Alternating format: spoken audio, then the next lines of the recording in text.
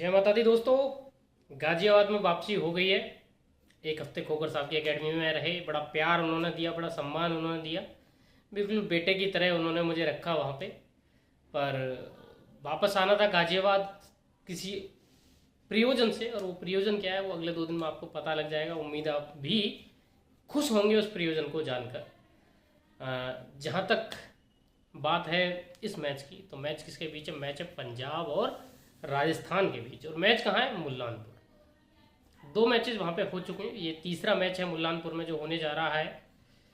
और कहानी क्या है कि जब पिछला मैच वहाँ पे हुआ था तो एक नोट मैंने लिख के मिस्टर आकाश चोपड़ा को भेजा था। एक्चुअली वी वर डिस्कसिंग कि भाई कैसा मैच था, ये क्या था क्या ना था।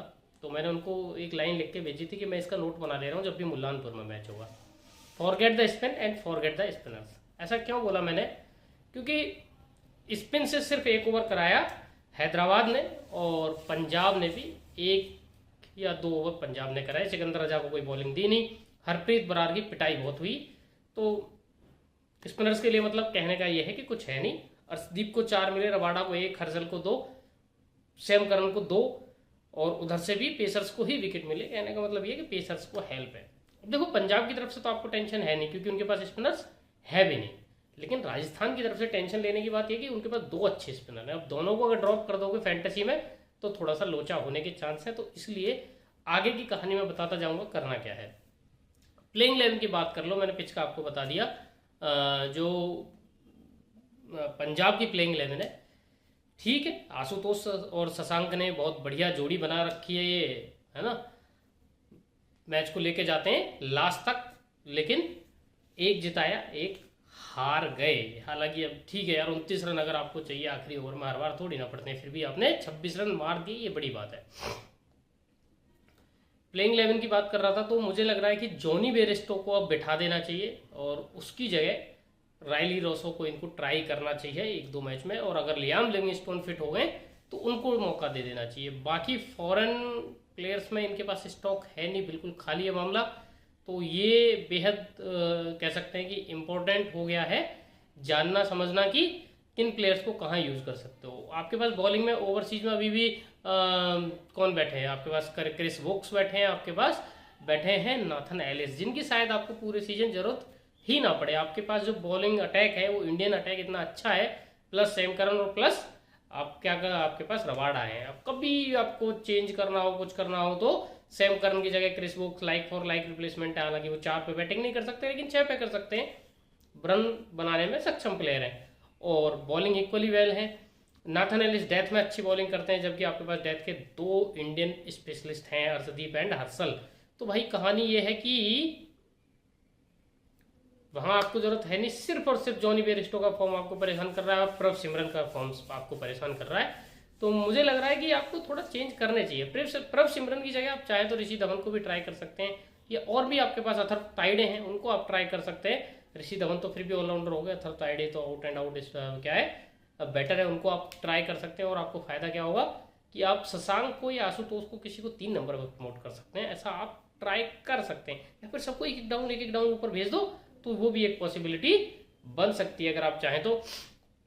और जॉनी की जगह आपका जॉनी की जगह रायली रॉसो के रूप में विकल्प है, उसको आप ट्राई कर सकते हैं। बाकी कोई जरूरत है नहीं, ठीक ठाक आप खेल रहे हैं। राजस्थान कोई चेंज नहीं करना भाई साहब, आपकी टीम बढ़िया खेल रही है, बढ़िया खेलते रहिए। नांद्रे बर्गर बाहर हुए, आप इंडियन ऑप्शन लेकर आ गए। उस ऑप्शन का नाम क्या था? उस ऑप्शन का नाम था कुलदीप सेन। उन्होंने ऐसी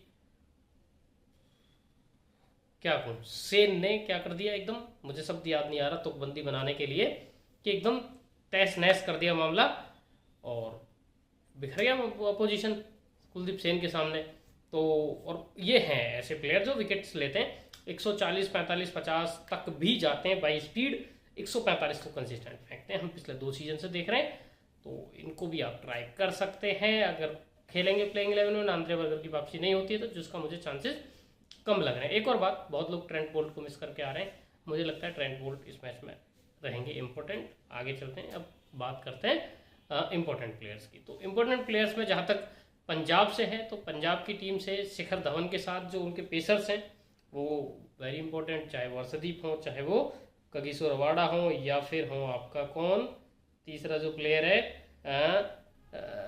Sam Curran, Kagiso Rabada, Arshdeep Singh और शिखर धवन बहुत इंपॉर्टेंट है।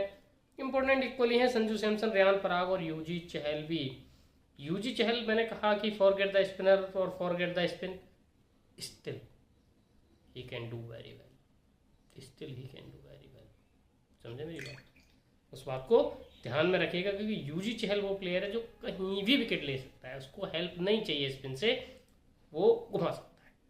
ठीक है, ग्रैंड लीग प्लेयर्स में जाओगे तो जॉनी बेयरस्टो, कुलदीप सेन, आवेश खान, हरप्रीत बरार और प्रभसिमरन सिंह ऐसे कुछ प्लेयर्स हैं जिनको आप ट्राई कर सकते हो अपनी कॉम्बिनेशंस में। मैं नहीं कहता कि सारों को आप एक ही टीम में ट्राई कर लो, लेकिन ट्राई कर सकते हो एट टाइम्स। ठीक है, आगे बढ़ते हुए बात करते हैं किस चीज़ की, बात करते हैं फैंटेसी टीम की। मैं भी जनरल लेवल पे खेलता हूँ, आपसे कहता हूँ आप भी खेलिएगा। लिंक वीडियो के डिस्क्रिप्शन में कमेंट बॉक्स में दिया हुआ है। 4, 7 और 10 1 2 अलग अलग कैटेगरी हैं, दोनों कैटेगरी में खेल के जीत सकते हैं आप ढेर सारा पैसा।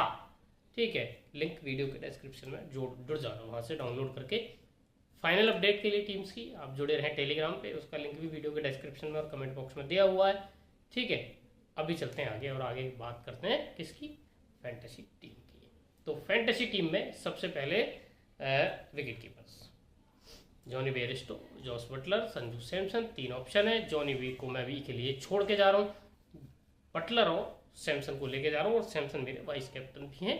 5 मैच में 350 है इनकी, रेयान पराग की तरह ही बिल्कुल पीछे लग गए हैं ये भी ऑरेंज कैप की रेस में, अभी टॉप 5 में है शायद। शिखर धवन एकमात्र बैटर है मेरे। यशस्वी को लेके मैं 2 माइंड था, लूँ ना लूँ, लेकिन अभी के लिए मैंने ड्रॉप किया है। बाकी फाइनल 11 के बाद डिसाइड करेंगे कि क्या करना है। सैम करन, रेयान पराग मेरी मस्ट पिक है, जिसमें सैम करन कैप्टन रहेंगे, Riyan Parag as a player खेल रहेंगे। आप चाहें तो इनको वाइस कैप्टन भी बना सकते हैं, लेकिन इन दैट केस कम से कम 2 प्लेयर्स को राजस्थान के फेल होना होगा, और हम टॉप 3 से 2 लेके जा रहे हैं, तो हम अपना ही क्या कर रहे हैं, क्या कहते हैं, आ बैल मुझे मार वाली कहानी कह रहे हैं, इसलिए इनको छोड़िए, तो मतलब रखिए एज ए प्लेयर। बॉलर्स आपको बहुत दिखेंगे, 6 बॉलर्स हैं, जिसमें आपको तिकड़ी तो पेस की दिखेगी पंजाब से, Harshal, Rabada and Arshdeep.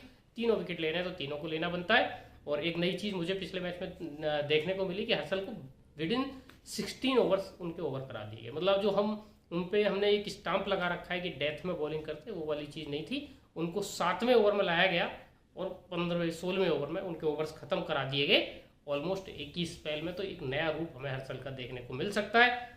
For the time being Kuldeep Sen को मैंने लिया है, मैंने ट्रेंट बोल्ट को भी लिया है। ट्रेंट बोल्ट या यशस्वी जायसवाल, मैं कंफ्यूज था, लेकिन मुझे लग रहा है कि पिच में थोड़ी सी नरमी है, लेफ्ट आर्म पेस थे अर्शदीप जो 4 विकेट लिए थे, तो ट्रेंट बोल्ट यहाँ पे एक अच्छा ऑप्शन हो सकते हैं, इसलिए ट्रेंट बोल्ट को लेके जा रहा हूँ विद यूजी चहल। यशस्वी के लिए अभी जगह नहीं बनी है, ना जगह बनी बेयरस्टो के लिए, सोचते हैं इनके बारे में after toss, after pitch report की क्या होगा। फॉर द टाइम बिंग ये आपकी टीम है। ग्रैंड लीग के जो मैंने प्लेयर्स बताए हैं उनको आप कहीं कहीं फिक्स कर सकते हैं इनमें, हालांकि उनमें से कुलदीप सेन को मैंने ऑलरेडी फिक्स किया हुआ है। तो ठीक है दोस्तों, फिर मिलेंगे कल, फिलहाल इजाजत, टाटा बाय बाय, जय माता।